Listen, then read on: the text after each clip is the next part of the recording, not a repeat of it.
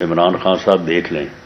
میں نے آپ کا کتنا انتظار کیا ہے اور آپ آئے نہیں ہیں۔ میں آپ کا انتظار ہی کرتا رہا ہوں، اور آپ نے پھر جلسہ بھی اسلام آباد میں کرنے کی ضرورت نہیں کی، جو ہے وہ آپ نے جلسہ بھی جو ہے وہ پنڈی لے گئے، اور وہ آپ نے جو کہا تھا کہ یہ انسانوں کا سمندر ہوگا، وہ سمندر کا جو حشر ہوا وہ بھی آپ کے سامنے ہے۔ تو اب اس دن پھر آپ نے مایوسی میں جو ہے وہ جو اعلان کیا ہے، اب اس اعلان کے اوپر عمل درآمد کریں۔ فواد چودھری صاحب کبھی 20 تاریخ دیتے ہیں، کبھی 30 تاریخ دیتے ہیں، چھوڑیں ان تاریخوں کو، ہم تیار ہیں، اور آپ اسمبلی توڑیں اور پنجاب کا الیکشن کروائیں۔ اسی الیکشن میں فیصلہ ہو جائے گا، اگلے الیکشن کا بھی فیصلہ اسی میں ہو جائے گا۔ پنجاب جو ہے، پنجاب 65% پاکستان ہے، یہ فیصلہ ہو جائے گا۔ اور یہ جو آپ سمجھے بیٹھے ہیں کہ جی میری پاپولیرٹی ہے، الیکشن تو میں نے ہی جیتنا ہے، آپ کو سمجھ لگ جائے گی۔ انشاءاللہ تعالی ہم آپ کو پنجاب میں جو ہے وہ بھرپور طریقے سے جو ہے وہ شکست سے جو ہے وہ دو چار کریں گے۔ دوسرا سن لیں، آپ کے تمام سوالوں کا جواب دے کے میں اٹھوں گا یہاں سے، آپ فکر نہ کریں۔ دوسرا جو ہم نے فیصلہ کیا ہے کہ ہم نے میاں نواز شریف کے استقبال کی تیاریاں جو ہیں وہ آج سے شروع کر دی۔ یونین کونسل لیول تک جو ہے یہ کمیٹیز بنے گی، اور ہر یونین کونسل سے جو ہے وہ ہمارے کارکن اپنی یونین کونسل کے نام اور بینر کے ساتھ جو ہے وہ میاں نواز شریف کے استقبال کے لیے جو ہے وہ لاہور پہنچیں گے، اور وہ استقبال جو ہے انشاءاللہ تعالی وہ الیکشن کا فیصلہ بھی کر دے گا۔ اور میاں نواز شریف صاحب جو ہے وہ الیکشن جب اناؤنس ہوگا تو انشاءاللہ تعالی پارٹی کی ریکویسٹ کے اوپر جو ہے وہ الیکشن میں پارٹی کو لیڈ کرنے کے لیے جو ہے وہ انشاءاللہ تعالی وہ تشریف لائیں گے۔ اور ہمارے 9 ڈویژن ہیں، جب یہ 9 جلسے ہو چکیں گے تو انشاءاللہ رزلٹ کے متعلق جو ہے وہ اسیسمنٹ اور رزلٹ کے متعلق اندازے جو ہے وہ بڑے واضح ہو جائیں گے،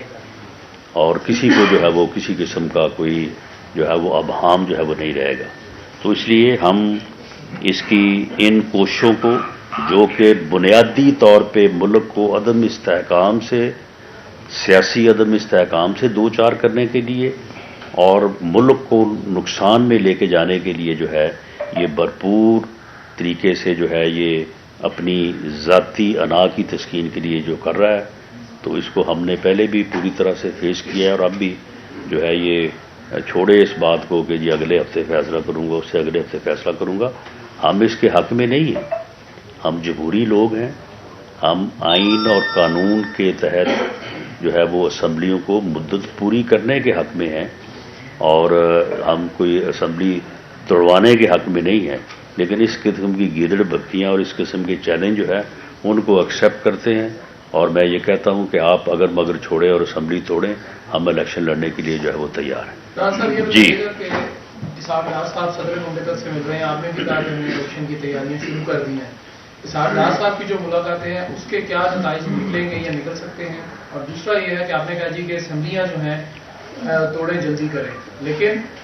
کیا اب بھی الیکشن اکتوبر میں ہی ہوں گے؟ دیکھیں، جنرل الیکشن تو اکتوبر میں ہی ہوگا،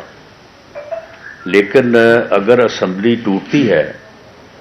یا دونوں اسمبلیاں کے پی کے اور پنجاب ٹوٹتی ہے تو ان کا الیکشن جو ہے وہ 90 دن میں ہوگا۔ دوسرا صدر مملکت سے جو رابطے ہیں، دیکھیں صدر مملکت سے جو ہے وہ رابطے آپ کو پتہ ہی ہے کہ صدر مملکت آپ مسکین آدمی ہے، اور یہ عمران خان نہ اور کسی کی مانتا ہے نہ اس کی مانتا ہے، لیکن اسحاق ڈار صاحب نے جو کوشش کی ہے اس میں باقی باتوں کے علاوہ بنیادی طور پہ یہ ہے، دیکھیں جو فائنینشیل کرائسس ہے ملک کا، جس طرح سے اس نے 3.5 پونے 4 سالوں میں ملک کو ڈبویا ہے، معاشی طور پہ تباہ کیا ہے، یہ تباہی جو ہے اس کو کوئی ایک جماعت جو ہے نا اس کو جو ہے نا وہ درست کرنے کی پوزیشن میں نہیں ہے۔ ہمیں وہ بات جو میاں شہباز شریف نے آج سے کوئی 4 سال پہلے کی تھی کہ آئیں بیٹھیں، جہاں پہ ہم نے چارٹر آف ڈیموکریسی کیا ہے وہاں پہ اب وقت کی ضرورت ہے چارٹر آف جو ہے وہ اکانومی کریں. چارٹر آف اکانومی کرنے کے علاوہ اس اکانومی کو فوری طور پہ جو ہے وہ کرائسس سے نکالنا جو ہے ناممکن کا لفظ تو میں استعمال نہیں کرتا. اسحاق ڈار صاحب ماشاءاللہ بھرپور کوشش کر رہے ہیں, اللہ تعالیٰ ان کو کامیابی دے, لیکن یہ بہت مشکل ہے. تو اس لیے اسحاق ڈار صاحب کی جو کوشش ہے بنیادی طور پہ انہوں نے بریف بھی کیا جا کے پریزیڈنٹ صاحب کو کہ جی یہ ڈیفالٹ کی جو مہم چلائی جا رہی ہے تو یہ غلط ہے. تو پریزیڈنٹ صاحب نے پھر اس کی تائید بھی کی ہے, لیکن پریزیڈنٹ صاحب کی بات دوسری طرف نہیں مانی جائے گی. تو اسحاق ڈار صاحب نے یہ تجویز رکھی ہے, اگر اس کے اوپر کوئی کنسنسس ہوتا ہے تو یہ ملک اور قوم کے لیے بہتر ہوگا. رانا صاحب, پاناما جو ہے کیس جس کی آپ دسے ہوئے آپ کی جماعت بالخصوص, اس میں آف شور کمپنیوں کی تحقیقات کا معاملہ ابھی تک زیر التوا ہے, اور اس کو جو ہے نہ عمران خان نے ٹچ کیا, جن لوگوں کی تھی نہ آپ کے کو بند نہیں کیا ہے, بلکہ آپ کو تو اس کیس کو ایکسپیڈائٹ کرنا چاہیے تھا. دوسرا, مہنگائی کی جو اس وقت ویو ہے اس کو پاکستان مسلم یونین اپنے آئندہ انتخابات میں کیسے فیس کریں گے؟ دیکھیں, جہاں تک پاناما کا تعلق ہے تو پاناما تو صرف جو ہے وہ میاں نواز شریف صاحب کی حکومت کے خلاف ایک جو آپ کہہ لیں کہ ایک یعنی جس کو پروجیکٹ کا نام بھی دیا جا رہا ہے, ایول پروجیکٹ تھا, اور اس سے وہ مقصد حاصل کیا گیا. اس کے بعد تو بعد میں اس کے بعد کوئی اس کے اوپر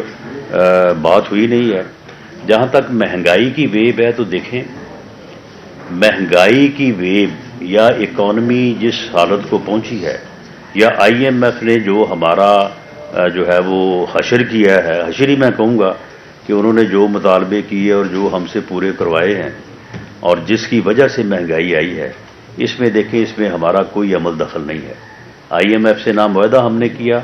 نہ 3.5 پونے 4 سال میں اکانومی کی تباہی ہم نے کی. لیکن اب جب ملک ڈیفالٹ پہ جا پہنچا تھا تو یہ ذمہ داری ہمارے اوپر آئی, اور یہ ذمہ داری ہم چھوڑ کے اس لیے نہیں بھاگ سکتے کہ ملک ہمارا ہے. ہم ملک کو مشکل حالت میں چھوڑ کے کہاں جائیں گے؟ تو وہ ذمہ داری نبھانے کے لیے ہمیں سخت فیصلے کرنے پڑے. ہم انشاءاللہ تعالی کریا گلی گلی جائیں گے اور یہ ساری چیزیں جو ہیں وہ لوگوں کے سامنے رکھیں گے, اپنی بے گناہی کو بھی سامنے رکھیں گے, اپنے اوپر لگائے جانے والے الزامات کی بھی بات کریں گے. اور یہ ٹولہ دیکھیں, یہ سب سے بڑی منافقت اور سب سے بڑا گناہ یہ ہے کہ آپ اسی وقت ایک عمل خود کر رہے ہوں اور اسی کی بنیاد کے اوپر دوسروں کو جو ہے وہ انتقام کا اور احتساب کا اور ظلم کا نشانہ بنا رہے ہوں. جس وقت یہ ہمارے اوپر یہ جھوٹے کیس اور کرپشن کے الزامات لگا رہا تھا, اسی وقت یہ خود کر رہا تھا, اور خود اتنی گھٹیا کرپشن کر رہا تھا کہ جو کہ باعث شرم ہے. یعنی آدمی سوچنے پہ مجبور ہو جاتا کہ یار یہ آدمی اس حد تک اگر جا سکتا ہے تو پھر اس نے اور باقی چیزوں میں اس نے کیا کیا ہوگا.